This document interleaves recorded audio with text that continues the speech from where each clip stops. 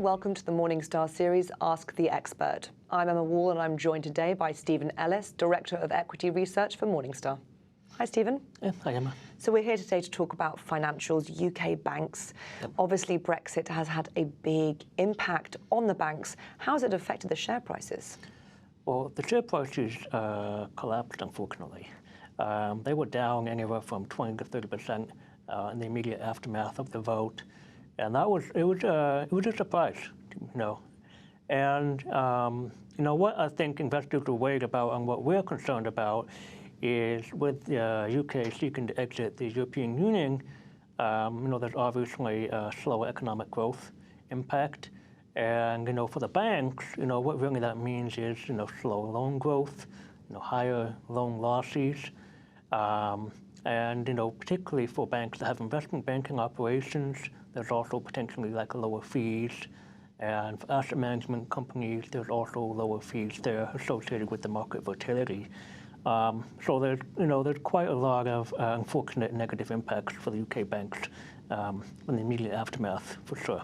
And part of the concern for a lot of UK stocks, not just financials, was the uncertainty that followed Brexit. Yeah. And some of that has been taken away with the appointment of a new Prime Minister in the UK, Theresa May.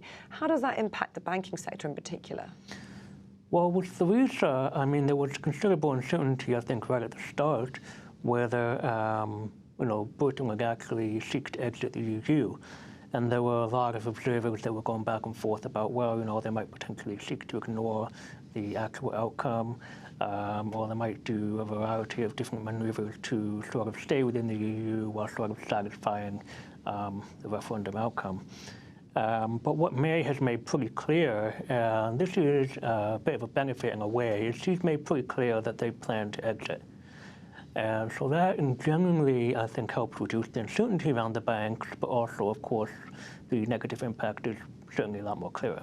And of course, we are lumping all the banks together for the purpose of this conversation, but UK banks are quite a disparate group.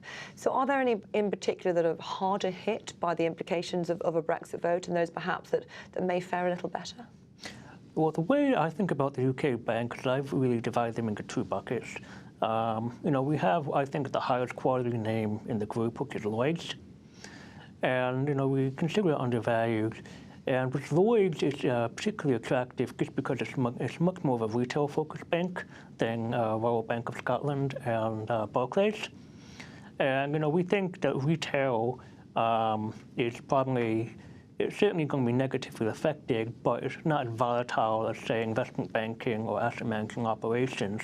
And we don't necessarily think that depositors are necessarily going to be running around from bank to bank as a result of Brexit because, well, you can go with another UK bank, but it didn't exactly help much. It didn't make a big difference in the overall scheme of things. Whereas, Barclays and Royal Bank of Scotland, they have fairly large investment banking operations. And with the uncertainty around Brexit, it's pretty clear that there's going to be a pretty substantial downstep in terms of investment banking fees and just overall business activity. And that is going to affect them certainly more so than Lloyds, which wouldn't necessarily have those issues. Stephen, thank you very much. Yeah, thank you. This is Emma Wall for Morningstar. Thank you for watching.